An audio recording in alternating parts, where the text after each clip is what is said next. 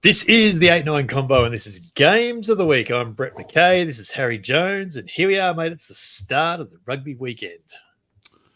How's it, Brett? This is the playoffs. In Super Rugby Pacific, I don't call it playoffs when the four losing quarterfinalists barely scrapped together, a couple of tries. Actually, the Reds against the Chiefs was a playoff match. The rest were not. But this weekend, we are being treated to some of the best matches in club rugby in the whole year. It's semifinals, baby. It's for real. These teams match up beautifully. Yeah, no, they really do. They really do. And we can't wait to get into it. But you also need to make sure you go and check out episode 18 of the 8-9 Combo Rugby Podcast with New Zealand sports writer Jamie Wall. It is another great rugby chat that you really should add to your playlist wherever you pod. So please do. Like, follow, subscribe, rate, review, share, and I'll have a flat white, please, if you're taking a coffee order. Just love us. Just love us. Just love us. Do the things that when you love someone, you do those things. Things that you won't be able to do on Twitter anymore. And it's great to get to our end of week show. Once again, it's short and sharp, and it's all about the games that really stand out to us around the Rugby World weekend this weekend. So shall we get into it?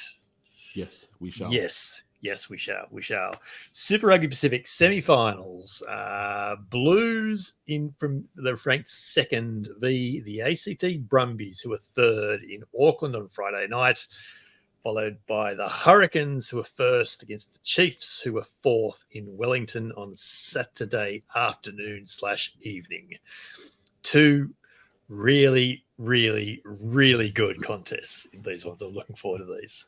Yes, I am too. As you know, I really subscribe more to the Harry Index, and in the Harry Index, we have number 3 in the world. Who needs competition tables? It's better marketing because we were lacking sort of a cross-league, real power ranking. So number 3 in the world, Hurricanes versus number 6 in the world. You don't get a 3 versus 6 matchup very often in the Southern Hemisphere. So this might be the best match in the world this week. It is the best match in the world this week. You also look at the Blues and the Brumbies, and Brumbies are trying to play into my top 10, so they're just outside, and it would be an upset. I think you would fully acknowledge that if they I think it would be 4 Blues. But then again, there's that Blues thing.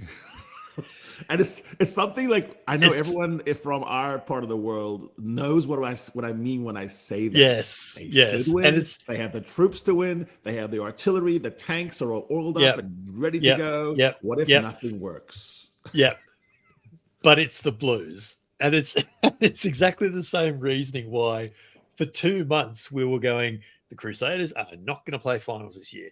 Let's just draw a line through them. Perfect analogy. But we can't. Yeah, but we can't just draw a line through them because, it's the opposite of that. Exactly. Yeah, Blues have always been, that incredible catchment of talent, a hotbed of rugby, material and all the things you'd want to dominate. I think they did win the first Super Rugby edition maybe, but then first 2, I think. They've just always, first 2 indeed. Yeah, found a way to lose since. Didn't do much in between. One of my favorite quotes in literature, my friend, is that when Leo Tolstoy has his profound character Anna Karenina say, all happy families are alike. Each unhappy family is unhappy in its own way. I love that because, of course, the character is kind of bitter and sad. It's one of the best novels ever written. But I kind of look at these 4 semifinalists and I thought that, so is that true? These are the happy teams. They made it. They swept aside their opposition. Are they all the same? And they're always going to make it. That, for example, the Chiefs are really quite different. The way they play, there's things that are the same. They're the top 4 lineouts, for example. They're the top 4 at getting over gain line. There are some things that you look at and you go, oh, actually, it's really important to do those things well. Most successful, but the ability to play wide. Let's just take that. The Chiefs are the least. They're the most wide team, and the Blues are actually the tightest. So you're inside these 4 teams, you have great variety. The Brumbies play really different rugby than some of the other teams. Their maul figures are way higher, for example, 19 meters of game. There's things that are really different. So this is when you can look at these matchups as a true rugby fan and say, cannot wait to see who wins. But for all that really high mauling meters and all that you mentioned, do you know how many maul tries they've scored this year? Not scoring from them, but just using that as a base, a floating. Yeah, it's almost like an aircraft carrier, and they use it as a way to move, and then then they come off of it. And I think maybe they could also be holding some things up their sleeve, and I could see the Brumbies pulling out a card right now and saying, okay, but what if we continue and finish this maul? They have the ability to push it. They can roll it. What if in this semifinal they are playing say, wider off it? I'm not going to give you so much ball. I'm going to keep the ball away from you using a maul. I don't know. Yeah, it could be. I stand corrected too. It's actually 4 maul tries out of 58, though. But you're right. So the rate of scoring tries is lower than the Reds, for example. So yes, comfortably. Some interesting selections though this week. The Blues have brought Sam Darry into the second row to cover Patrick Tuipulotu. And I mentioned Rory Scott on earlier in the week in episode 18 that he was playing open side for the Brumbies when they slowed down the Hurricanes so successfully. I didn't actually think they would name him at 7, but they have done that. They have gone and done that. They've pulled Rory Scott back in on open side. They've dropped Jerome Brown back to the bench. They're going to run 6-2 split, and they're going to run Luke Reimer and Jerome Brown off the bench in the last 20 minutes. So they are going to take this on up front, up the guts, and they're going to go twin on ballers to close the game. Try to get over the ball. Yeah, that's the way to do it. That was the only way to do this. Yeah. Yeah, so that's if they didn't do that. Really so the Blues keep the ball. They are very tight. They play the narrowest. They have the most carries by far. They have the most ball in possession stats, and it's not even close, by the way. The way they play as well, they have kind of this kind of momentum style of attack where you just have to find a way. Like, so let's talk about blindside. The Blues go blindside a lot. They do play short side a lot. 12 or 13%. Your guys, Brumbies, really almost never. It's like 8%. That's like statistically, that's actually quite a big difference. That's the I think that was what they do almost the least in the comp. Yeah. What they do is they'll play it. They'll go short side, and then they'll play to the open side for a couple of chances, and then they'll switch attack. But by the time they go back in that same direction, they're actually going back to the open side again. So they switch, like they move from 15 to 15 to 15, but they're playing open side most of the time. So yes, that's an interesting one. And I think it's because of what they have at some point. You are what you are, 14, 15 games into the season. And so the Brumbies are not evasive runners. When you look at evasion stats, the Hurricanes, for example, 26% of their carries result in someone missing or not even getting a tackle. And that's the best. Chiefs, third best. The Blues and the Brumbies, interestingly enough, are both not evasion attack running teams. They finish breaks really well. In fact, the Brumbies finish breaks really well. But they don't try to do that on the first carry, the second carry. They're not stepping. They're not trying to do tip passes to get it by. It's really more of a set ruck, and then go. And so I think that's why the way that this is lined out with Blues and Brumbies on one side, Canes and Chiefs on one side, makes it even more exciting weekend. If you flip that around, it might not be as good. But I think the Brumbies shouldn't beat the Blues and yet could. Like they could. And the situation has to lay out, just like you said, they have to muck the ruck. They have to to get in and make everything a little bit weird and ugly. You know, that's very, very tires, wreck the spokes. I think you got to make jacklers and tacklers. I think you have to turn the breakdown into like a Pocock senatorial inquest. Yeah, absolutely. Who quickly we need to move on. I mean, I'm obviously pumping for the Brumbies and Chiefs to win it because I want the final in Canberra next weekend. What do you see coming? So if the Blues play their proper rugby that they've played all season and don't, crap the bed, and let's talk about Riccatelli and Eklund throwing into a lineout. There's an opportunity for the Brumbies, right? Yeah. So things like that happen. Charlie Cale's the leading lineout stealer in the competition. Yeah, is Harry Plummer named as the fly off? So if he has an off day off the tee, so I'm throwing some conditions in there. Plummer at 10, Perifetta at 15. Okay, so if Plummer and Perifetta make their kicks and Eklund and Riccatelli find their line-out jumpers, I think the Blues win. And I think the Blues win because they're the better team over the course of the tournament, and they know how to do power running, and their loose trio can just blow you off the ball. The if is, if any one of those conditions I just said failed, Brumbies are really the kind of team that will take opportunity. They counter really well. They don't need more than a sniff for some of their tricksters to go, play football on the trams and score. So, yeah, decent, lovely. Looking forward to it. Don't like the time for Australians, and cannot understand. I've got to get home early on Friday afternoon. But anyway, one quick point to leave you on. Goal kicking this year, the Hurricanes rank 7th on 73%. The Chiefs rank 3rd on 79%. The Brumbies rank 2nd on 81%. The Blues rank 11th on 70. And I would look at crunch time stats as well. With a game on the line and it's, a knockout match, semifinals, there's just some kickers that rise to the occasion and other kickers don't. In this case, Noah is a different character, right? Noah Losio played over 1,000 minutes, played some really tidy ball. He's now more of a veteran. He's not the young Noah kid anymore. He's 24. He's been in some very pressurized situations. I think if you're looking at Harry Plummer making a kick to win it all, lose it all, and Noah, I think Noah's done that before more. You've got Plummer, you've got Perifetta, you've got Brett Cameron, you've got Jody Barrett. They are all low 70s at best against Mackenzie, 87%. And has been shaky this year, so you don't even have a guy to back you up if you're Harry. Yeah, Lolacio's 84%, so I think that's a thing.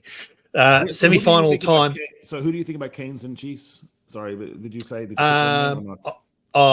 Chiefs? I'm absolutely gunning for the Chiefs in that. Really? Interesting. I absolutely am. Yeah, but that's for this reason, mate. No, but so even from a punditry standpoint, you actually think from a punditry point of view, I think the Chiefs can. I think the Hurricanes probably will, but I hope they don't. Gotcha. Okay. That's what I mean. I cannot wait for that game. That game, all just jazzed up. Yeah, it's going to be a good one. Semi-final time in the Irk as well. The Bulls hosting Leinster at Loftus on Saturday, and then that's followed by Munster and Glasgow in Limerick as well. And I think I've seen a headline that says Munster Glasgow is near sold out. I think. Yeah, it's going to be a big crowd at Thomond Park anyway. Yeah, that's. Will Jake White get 50,000 at Loftus? he's resorting to saying, "Hey, if you're from Joburg, my friends from the Big Smoke come up for free. All you got to do is prove that you're in the Lions Club." No, it'll be a good match. Get to the front gate and give them my name. It will be well attended. I mean, even the one that looked sparse last week actually was at least 25,000. It's just the way they film sometimes.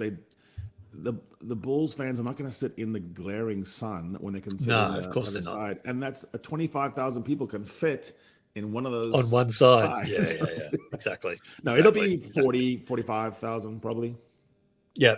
Can we end? Oh, well, we definitely can. Will we end up with a Munster-Leinster final? Yeah, so that's the Derby question, right? We have a Derby over here with the Canes and Chiefs, which is special semifinal. What if there was one of the best Derbies in the world, Leinster-Munster for the Irk final? That would be something. So who has something to say about it is the Bulls in Glasgow. I think the Bulls have a stronger claim to wrecking that beautiful Derby than Glasgow. I think Glasgow played such a tough match a week ago. I was going to say that. I feel like Glasgow played their final already. The kind of team that Munster sort of can grind down. But I think the problem for Leinster with the Bulls is they have bad memories up there. They've had trouble adjusting to the altitude issue. Yeah. The Bulls are playing a high offload kind of brand this year. Leinster actually don't have a great record in South Africa suddenly, do they? No, and I think and Leinster has themselves to blame for this matchup anyway, right? There were a couple of matches that they should have won. They didn't really do much because they were thinking about the they workload managed it. And now they're taking a flight down there going, what did we do to ourselves? What if we end up with no silverware again? Because we tried to play the game, Yeah, and it's a very real possibility, isn't it? It's a The very Bulls real are possibility. look. The Bulls are in my Harry index. They're number 9, and Leinster number 2. So Leinster should win. The problem with that analysis is that we're still waiting for the Bulls to have their perfect game. They haven't really played a great game. They Yeah. can't just put people away because they can score 50. They can score 45. Yeah. They're playing high offload, keep the ball alive. What if they kind of play proper knockout rugby? Yeah, and And just blow they them could away. dispatch Leinster because they have a hard pack. The Bulls. They have Marco Have they got, Verstappen, they have Marcel Coetzee back. They have some real hard nuts. I was going to say that. Have the players that were missing last week, Kane and Moody didn't play last week. Are they all back? No. So he's got a pretty tough surgery on his index finger. And then the bigness is Arkansas. Now, they do have depth. As you well know, LaRue can pull something out. Spiders. The great man. He will love this kind of match. He will be not even one iota scared, nervous. He'll be like, let's go. He'll just plummet on this. Do you give Glasgow any chance in Ireland? I think Munster rolls. Yeah. Okay. And so it's just a matter of Munster will be happy either way. If they get to face their old foes in the final, they'll love it. And if they don't, they'll be jeering and taunting. They'll be happy either way. So Munster Bulls final, you're suggesting? It should be. I mean, just so in playoff time, home team. I mean, it really is. Home teams generally win. Yeah. It's huge. It is huge. It's the qualifying. It's the first weekend of finals in France. The qualifying finals of the top 14 sees Toulon hosting La Rochelle on Saturday, and Bordeaux hosting Racing on Sunday. The winner of Toulon La Rochelle will play Toulouse in the first semi-final. The winner of the other one would play Stade Francais in the second semi-final. So they, interestingly, I think it feels like I've got a bit skew if Toulouse finished first, but they would potentially play the higher ranked winner. Anyway, that's true. It's a curious one. I sort of feel like this one goes to the seeds. I'm not sure that Racing's fallen in a heap. La Rochelle's been too up and down for me. I'm not. I don't think they've beaten Toulon. Yeah, so form suggests Toulon and Bordeaux get through. Bordeaux's actually had a very good season. Yeah, they've come home with the proverbial wet sail, haven't they? Yeah, I like this format, by the way. I like the idea of the two waiting. This we will see this in Super double Rugby reward. next year. I can play at home and I get to recover a little bit and watch everything. And then you have these four scrapping it out. So for me, Toulon on the Harry Index, the number 10 in the world. And people have been very upset about that, but they're a very good team. People just haven't watched them. I mean, if you watch Toulon play, you know the names on the sheet for they're actually a good first team. thing is really good. La Rochelle has been underwhelming. So they have. The promotion relegation game is on this weekend as well. Grenoble, head top of Pretoria, hosting Montpellier on Sunday. So Montpellier heading down, are they?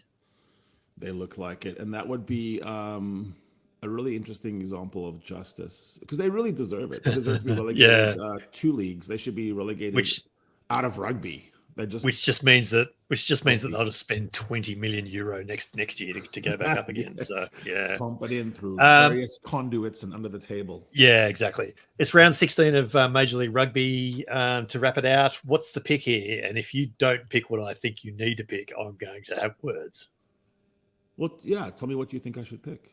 If you are not going to say it's the goddamn Houston Sabercats in Seattle on Saturday, I'll just stop this recording now.